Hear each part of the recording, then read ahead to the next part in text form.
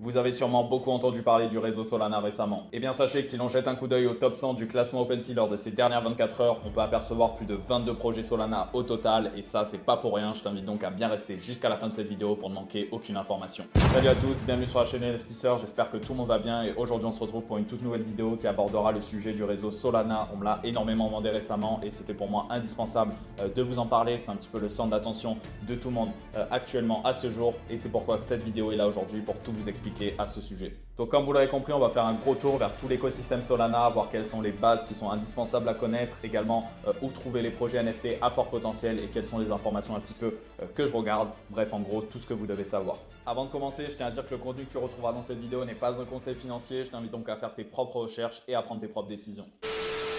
Et on commence sans plus tarder avec la question que la plupart des débutants doivent se poser, où et comment acheter des NFT avec du Solana. Je vais donc vous faire un petit rappel pour toutes les personnes qui ne savent toujours pas. Et avant tout, pour acheter, vendre ou bien encore échanger des NFT étant sur le réseau Solana, il vous faudra un wallet spécifique. Son nom c'est donc Phantom et c'est un petit peu, si vous voulez, le MetaMask pour Solana. Et c'est en fait tout simplement une extension sur Chrome, donc vous avez juste à télécharger et par la suite pour alimenter du coup votre wallet Phantom, il vous faudra acheter de la crypto-monnaie. Donc là en l'occurrence ça sera du Solana, exactement en fait comme sur Ethereum. Vous allez devoir aller sur votre site d'exchange comme par exemple Binance, vous avez encore Coinbase ou Kraken qui sont très bien pour par la suite, une fois que vous avez acheté la crypto-monnaie sur cet exchange, l'envoyer directement dans votre wallet exactement de la même manière qu'avec MetaMask. Maintenant, la question que vous devez vous poser, c'est où acheter des NFT Solana, quels sont les marketplaces, etc. Eh bien, c'est ce qu'on va voir tout de suite. Et dans un premier temps, on a bien évidemment la marketplace OpenSea que tout le monde connaît et qui a d'ailleurs récemment ajouté le réseau Solana à sa plateforme. Il faut savoir que pour le moment, c'est seulement en version bêta, mais cette grosse force qu'a OpenSea aujourd'hui d'être en fait la marketplace numéro 1 au sujet des NFT avantage donc énormément le réseau Solana car il est beaucoup plus mis en avant et du coup, il a beaucoup plus de visibilité, ce qui pourrait potentiellement expliquer du coup l'augmentation du taux d'intérêt des personnes justement pour ce réseau-là. Et d'ailleurs, ils n'hésitent vraiment pas à le communiquer dès qu'on arrive sur la page d'accueil sur le website juste ici. Et si on clique sur Explore, on arrive donc sur une page spécialement designée pour tout ce qui concerne Solana, donc principalement tous les projets. Et comme vous voyez, malgré le fait qu'on soit en version bêta aujourd'hui, il y en a quand même déjà un beau paquet. Et ce que vous pouvez faire en plus de ça, c'est tout simplement vous rendre sur le classement OpenSea et filtrer en fait grâce à cette option que vous voyez juste ici en cliquant dessus et en mettant uniquement les projets étant sur la blockchain Solana. Donc ça vous permet vraiment d'avoir une vue complète sur tous les projets performant le mieux et en plus de ça avec tous les détails en chiffres. Et avant de passer à la présentation de la seconde marketplace, je t'invite à mettre un énorme like sur cette vidéo si ce n'est pas encore fait, également à t'abonner à la chaîne et d'activer la cloche de notification pour ne manquer aucune de mes prochaines vidéos qui concerneront du coup, si vous êtes chaud, le réseau Solana.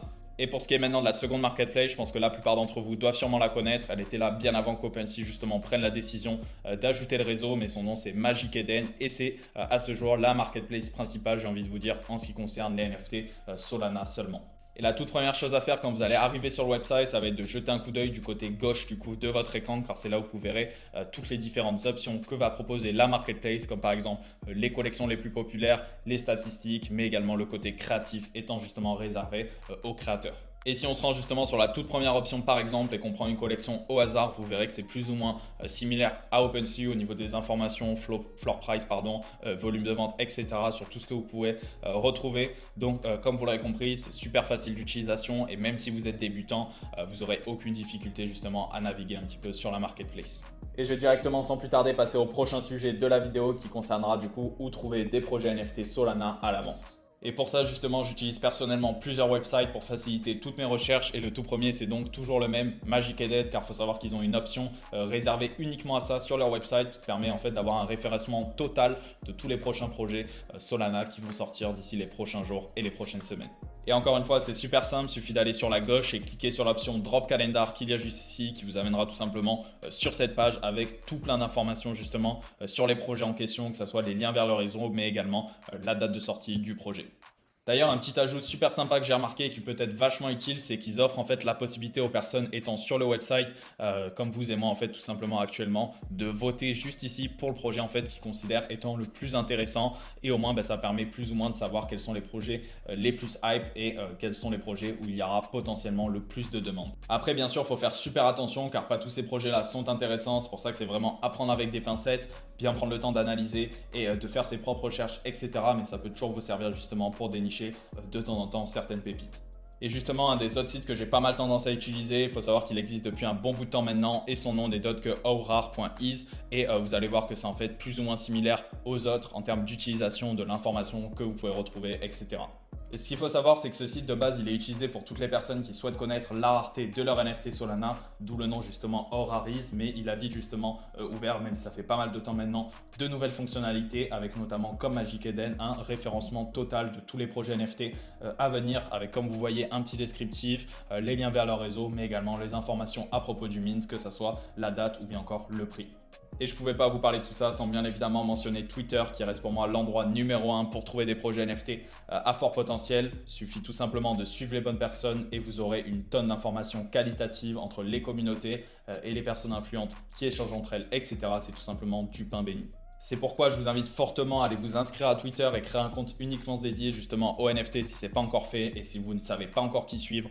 Tout ce que vous pouvez faire par exemple, c'est d'aller voir dans mes abonnements de mon compte Twitter personnel pour vous aider justement à trouver les bonnes personnes à suivre, etc. Et sans oublier bien sûr de lâcher un petit follow. Et avant de terminer cette vidéo, on va voir rapidement quels sont les indicateurs plus ou moins que je regarde lorsque j'analyse un projet Solana et vous allez voir que c'est plus ou moins similaire avec le réseau Ethereum, mais pas totalement. Et c'est pourquoi il va être super important de déjà prendre des précautions et de ne pas aller investir surtout sur des effets de hype, car en plus de ça, avec les conditions actuelles du marché, ça n'aide pas vraiment, c'est assez imprévisible, etc. Mais l'idéal, voilà, ça va être de plus ou moins comme sur le réseau Ethereum, d'aller vraiment chercher les projets avec une team solide, avec un artwork de qualité et surtout avec une vraie utilité qui peut perdurer dans le temps, etc. Ou au moins avec une communauté tout simplement hyper soudée, etc.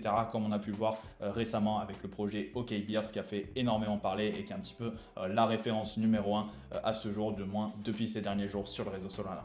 Donc tout ça pour dire que si l'intérêt des gens vers le réseau Solana continue à monter en flèche, comme on a pu le voir justement ces derniers jours et ces dernières semaines, etc., on risque de voir beaucoup, mais vraiment beaucoup de spéculation justement sur le marché, ce qui peut être bon d'un côté parce que voilà, ça peut ouvrir potentiellement de nouvelles opportunités, mais ça peut être également super risqué dans le sens où on peut voir potentiellement des projets vraiment monter au plus haut et vraiment descendre au plus bas vraiment en l'espace de très peu de temps. C'est pourquoi il est super important encore une fois de bien analyser, faire ses recherches et prendre des précautions. Et surtout, le gros point positif dans tout ça, c'est que le réseau Solana va potentiellement offrir l'opportunité à certaines personnes qui ne l'ont pas encore fait de se lancer dans les NFT, de potentiellement commencer à investir, etc. Car ça demande déjà un budget beaucoup moins élevé et même le réseau est de manière générale beaucoup plus accessible. À part ça, c'est tout pour moi aujourd'hui. J'espère vraiment que la vidéo t'a plu. Si c'est le cas, n'hésite pas à me le dire en commentaire. Je te dis à très vite pour une prochaine vidéo. C'était Falco de NFTseur.